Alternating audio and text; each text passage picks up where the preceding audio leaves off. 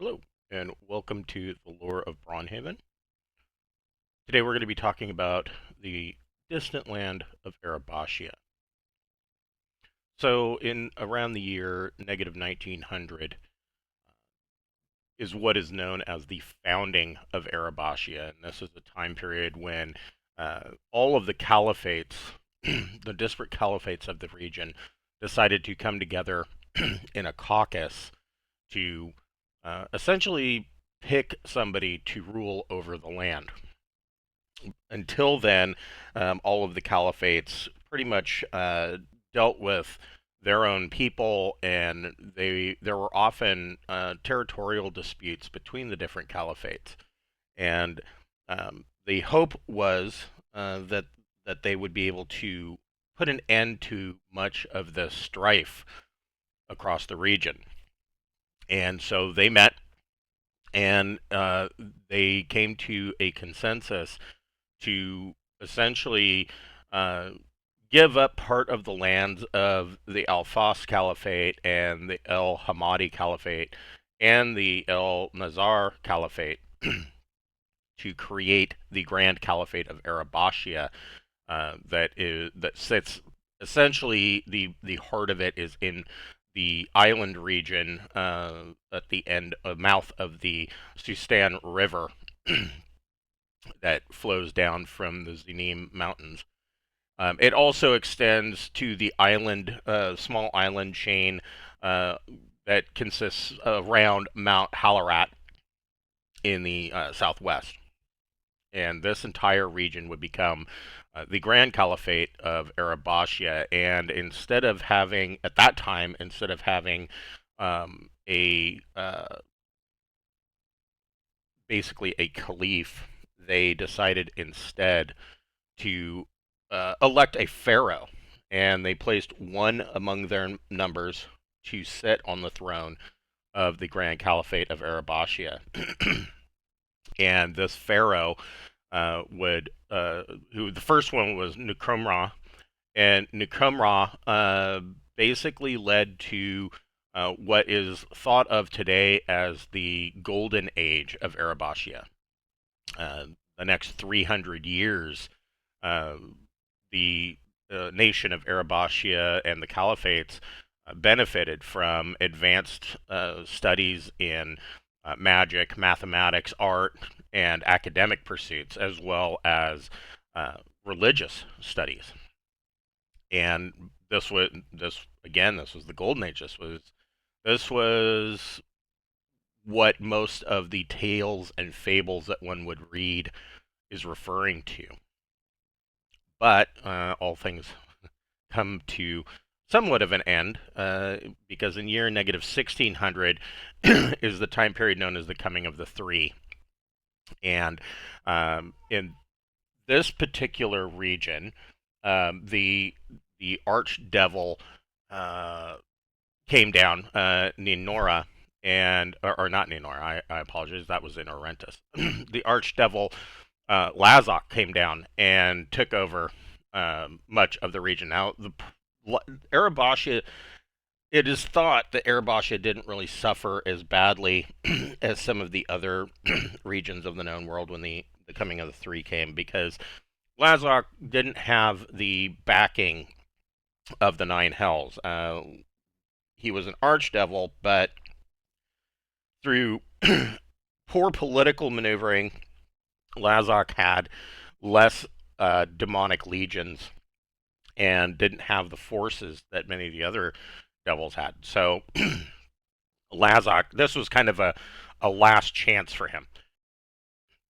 And instead of coming with huge legions of demons and devils, Lazok shrewdly thought of the idea of hiring mercenaries from the elemental plane of fire, and he brought in a Freet. This, of course, um, brought in the Jinn from the elemental plane of air, who have a never-ending war against the Ifrit. And so you had all these genies come in, mostly Ifrit and Jinn, but there were some other genies that came as well. And they basically set up shop, but the genies really could see the writing on the wall, and they knew that ultimately this invasion from the Nine Hells was not going to be um, it couldn't be sustained.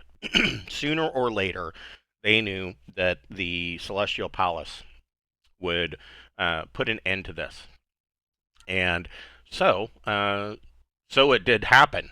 In year negative 1450, the War of the Heavens happened, and in this region, the Archangel Macadiel came down with the Spear of Aragon, or I'm sorry, Spear of Agaron, known as Buka Aldam, and struck in a region that they believe is um, around the mountains to the northeast, or I'm sorry, to the northwest of El Rabaria Desert.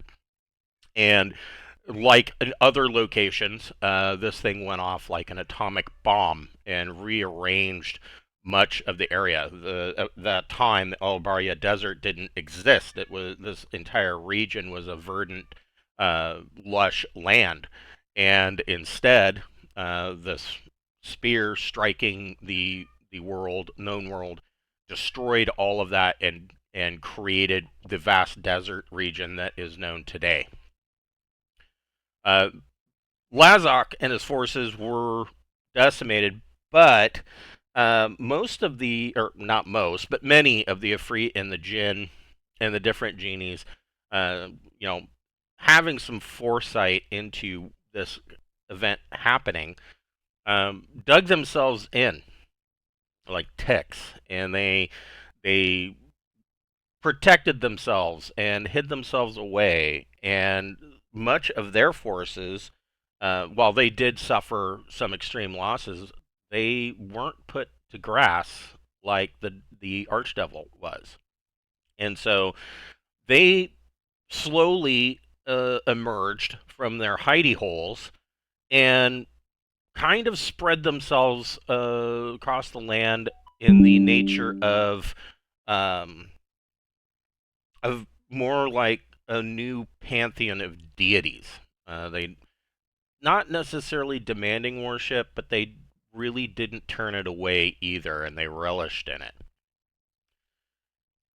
And this went on for a long time, but sooner or later, uh, the genies picked up their war with one another, and in year negative 1322 is a period in Arabashia known as the Jinn Wars, and uh, the Jinn and the Afridi picked up where they left off and began battling one another. And there were vast regions of the desert that were swept clean in huge sandstorms or fiery destruction, and meteors fell from the sky, and a lot of the region was decimated in that. But by the year 1165, the caliphs of the different caliphates, after having picked up the pieces during all this time, came back together and kind of came to the second caucus. They came to the table with the idea that they needed to rebuild Arabashia. They, for some reason, decided to not elect a new pharaoh to the court of the Grand Caliphate of Arabashia, and instead this time they elected Caliph El Maud, and he would be sitting on the throne in the Grand Caliphate of Arabashia to rule over the land. And essentially the mandate for this was to go forth and try to rediscover the lost texts and the lost information that was gained during the Golden Age. And so there is vast wealth to be had being hired to go out and search the deserts for these lost libraries or lost temples, and the Grand Caliphate of Arabashia is known to pay great rewards for anybody that is able to bring that information back to them. Pretty much it has been ruled this way to the current day. The most notable thing that Arabashia is probably known for to the common person in other regions of the continent of Zanzibar, of course, is the Eastern Tradeway. It's thought that probably around negative 1165 is when the Eastern Tradeway was built, but nobody really knows for sure, and nobody knows why. It anchors at the southern city of Joshua, and it heads all the way across the continent of Zanzibar to anchor at the northern end at Olafsfjord in Stagina. This is a long, long ways. Um, some say that it was originally created to help unify all of the different caliphates, and then once they got to the end of that, they decided to keep going to see what else was out there past the Eastern Plains, for instance. Nobody knows for sure, but it is known that Arabashians do have a very stout exploratory nature, and they are very much in tune with trading, and so it's thought that, hence the name, it's thought that in addition to their exploratory nature, they decided to search out new markets to trade with. So that is an overview of the history of Arabashia, how we got to where we are at in the current age of year 216. Next time, we're going to talk a little bit about the religious practices of Arabashia. It's not just the genies that are worshipped; there are gods, and how those two interact with one another. Thank you for watching, and we'll catch you next time.